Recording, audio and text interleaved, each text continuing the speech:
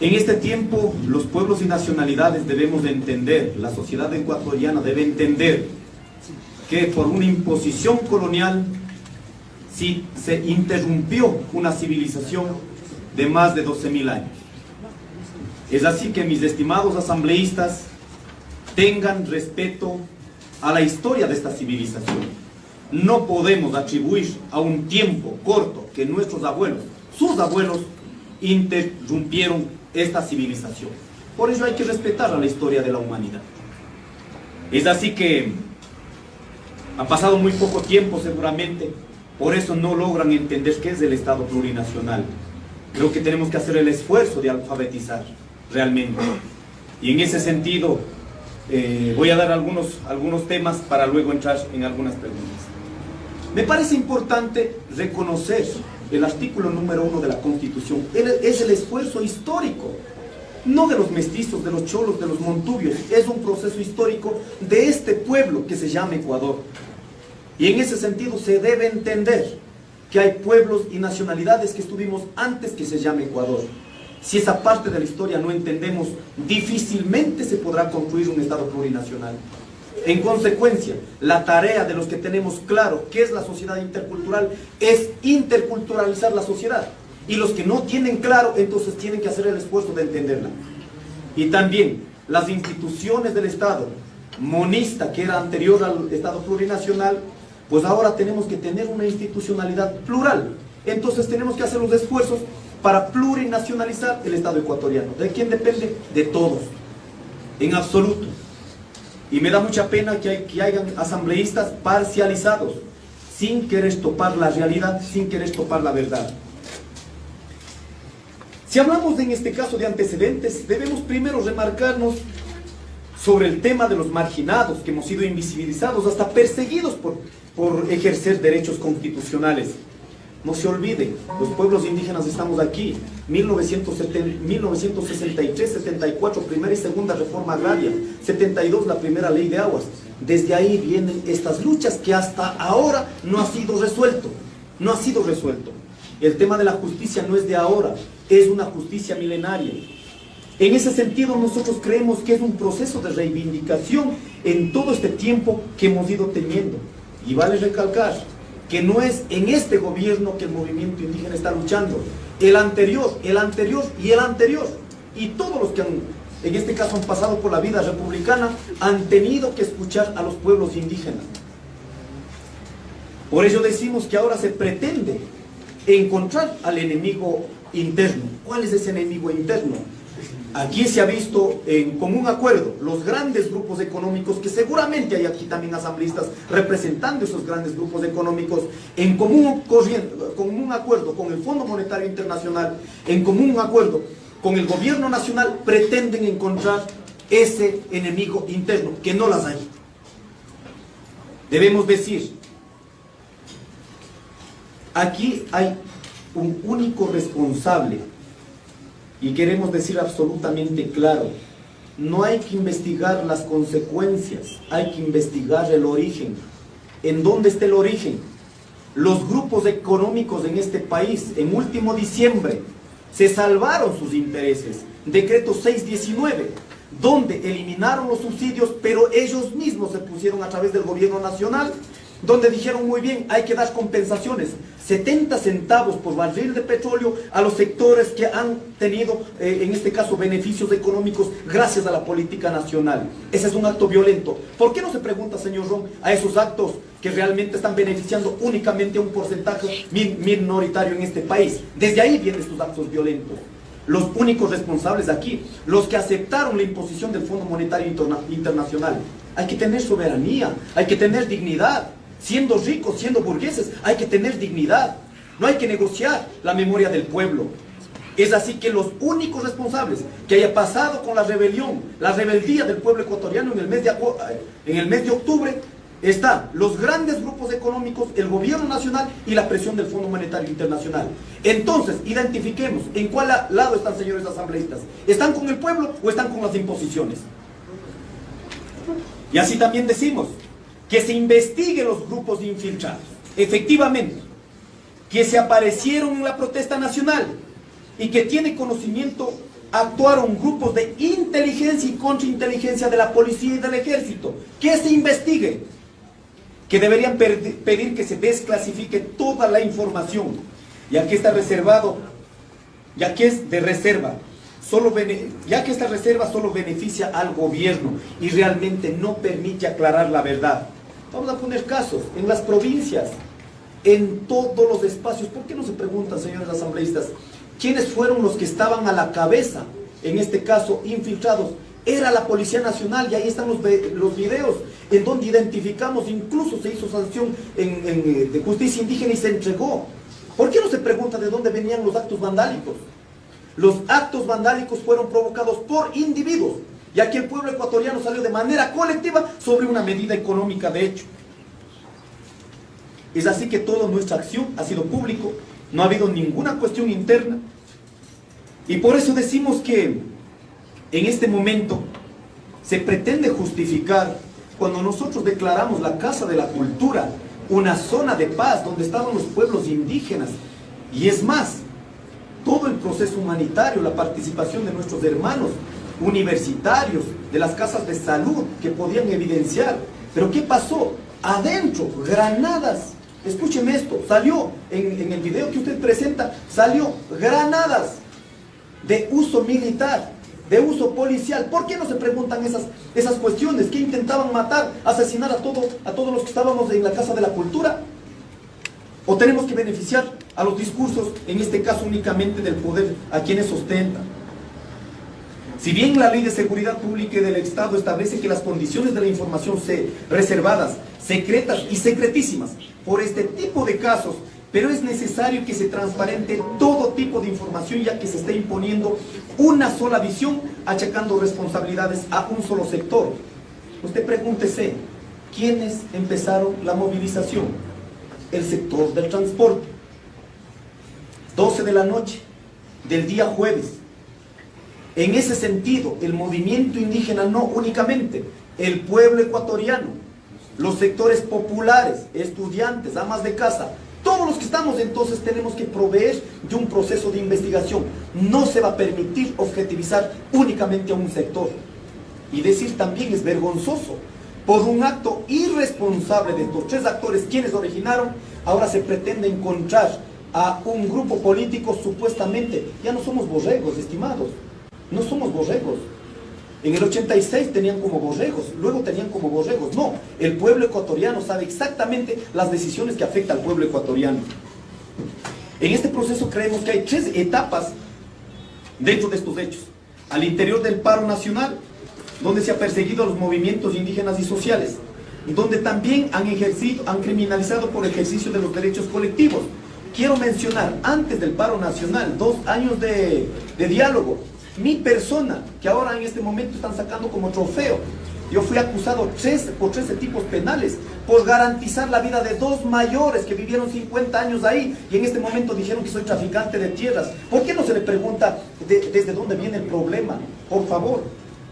Es así que el Estado como tal, y comandado por el presidente de la República, incluso en la Corte Interamericana de Derechos Humanos, el 3 de octubre, hace un año, estaba sentado el Estado ecuatoriano, estaba la Procuraduría, estaba el Ejecutivo, estaban delegados de la Asamblea con este problema que estaba en la mesa de diálogo.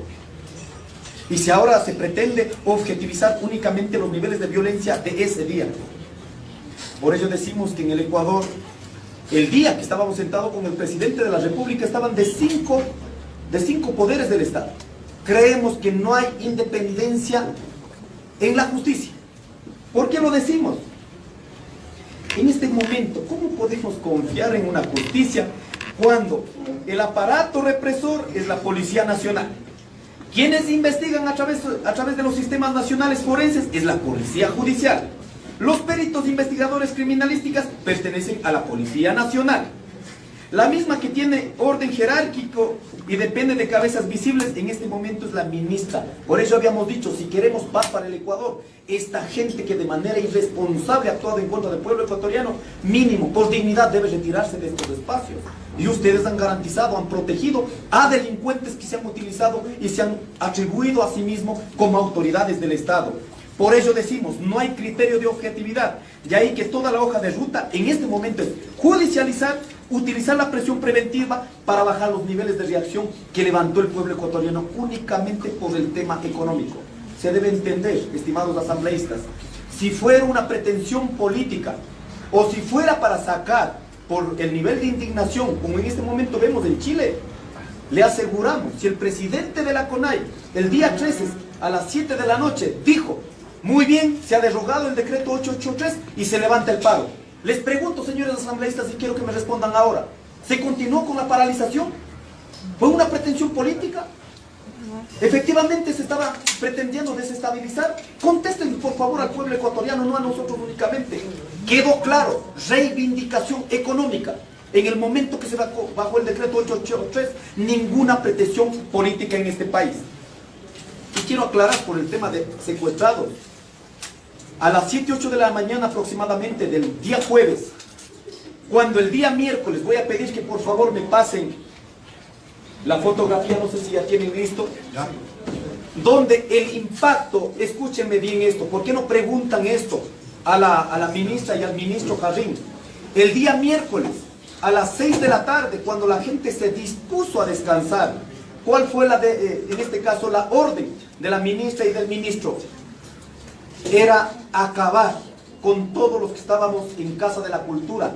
Es así que frente a la Casa de la Cultura, donde estaba declarado zona de paz, frente al Hotel Tambo Real, recibe un impacto de bomba lacrimógena directo.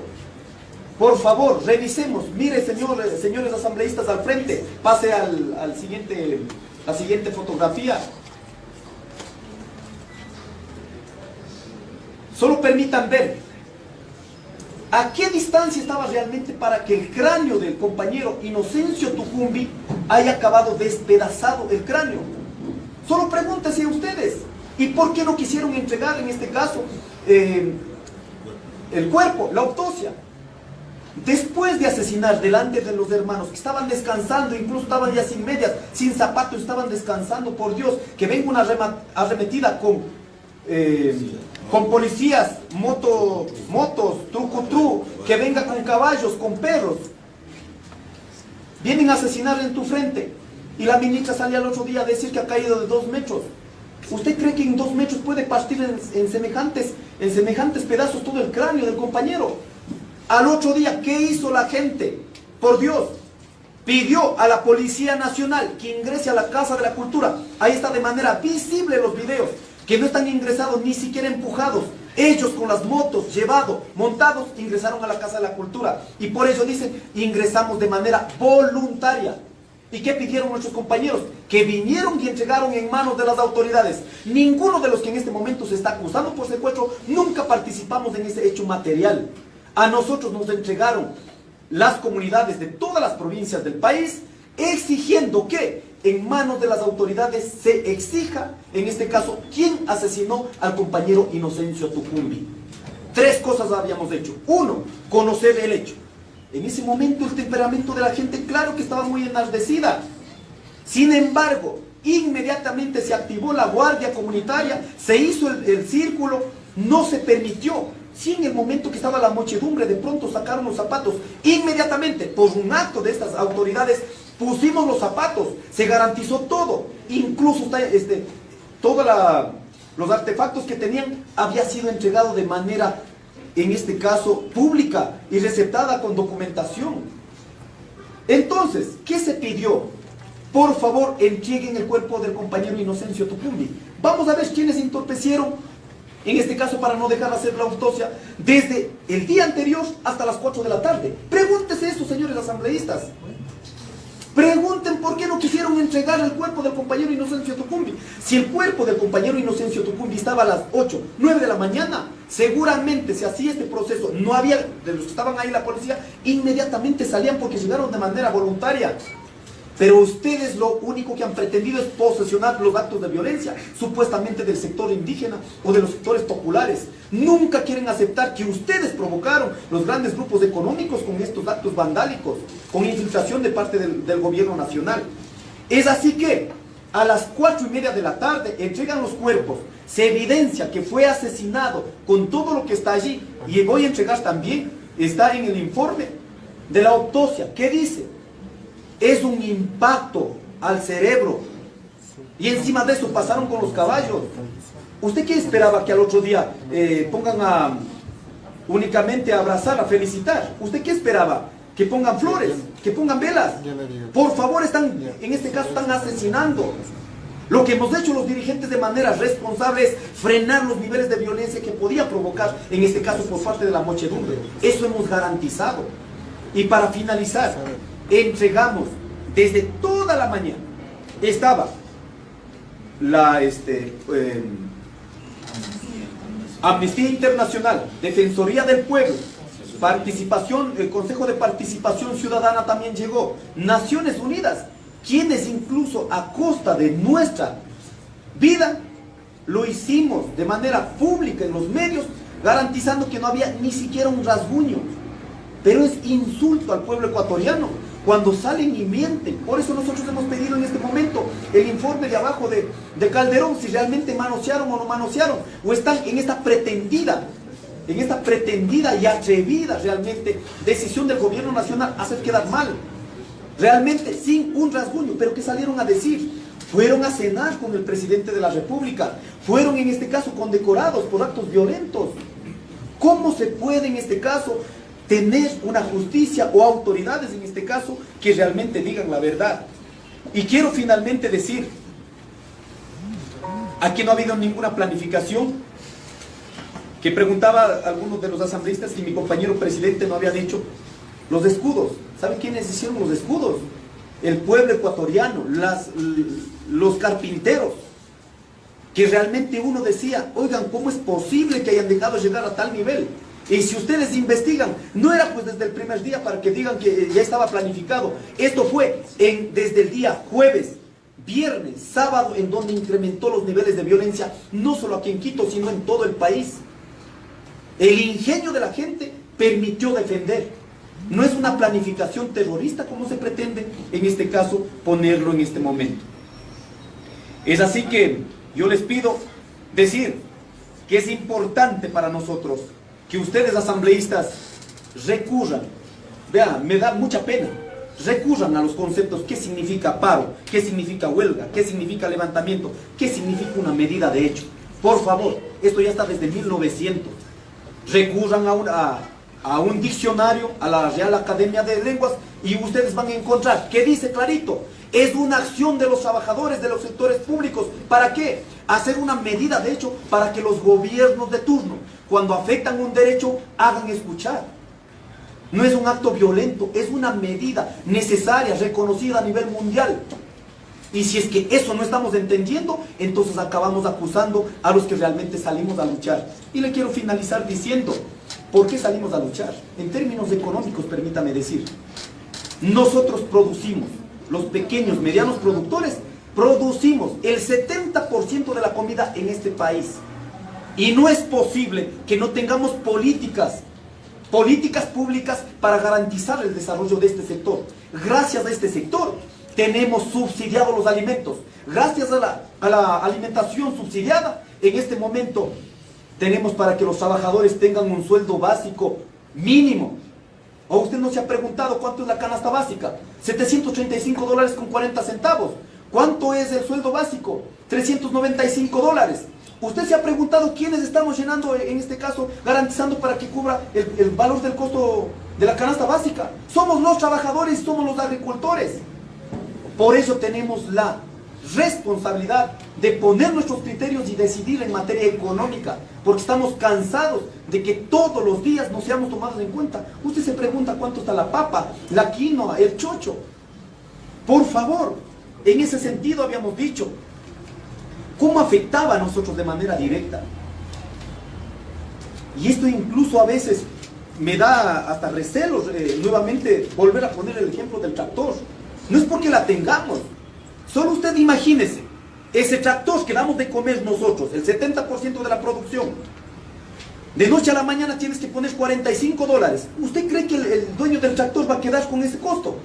Eso traslada inmediatamente pues, a los compañeros que hacemos trabajar para producir y seguir dando de comer al Ecuador. Y cuando salimos a vender nuestros productos por los suelos, entonces ¿quién tiene que compensar, mi estimado? Lo mínimo que dijimos, no encarezca la vida.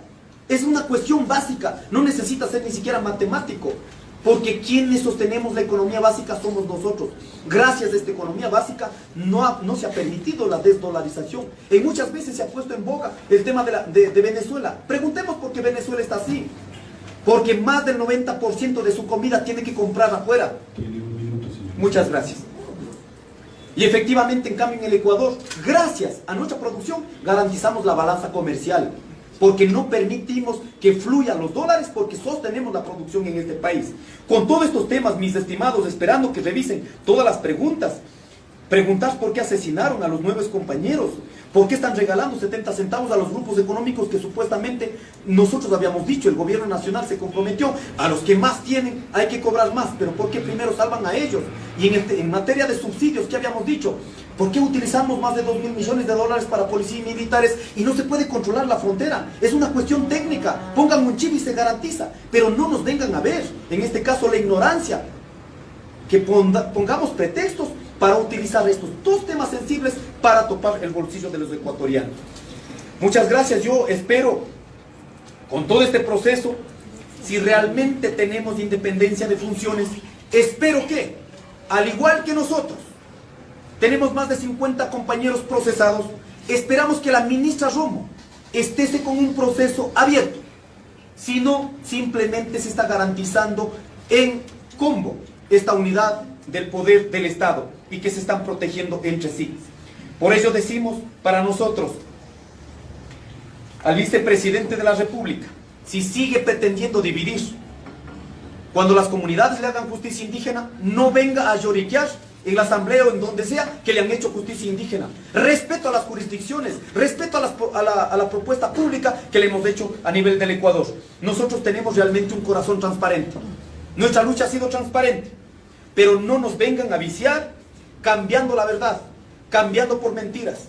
Una realidad que hay que resolver en la mesa, no acusando, no culpando, sino realmente poniendo en los zapatos de los ecuatorianos. Muchas gracias, estimados y estimadas.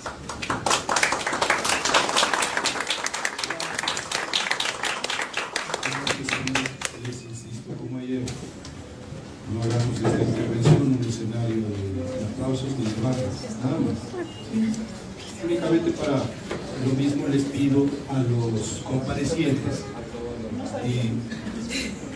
esperamos escuchar la narración de los hechos y el respaldo de esos hechos. Eso es muy importante para la comisión. Aceptamos las sugerencias que ustedes nos hacen, las preguntas también las aceptamos, hay algunas que las hemos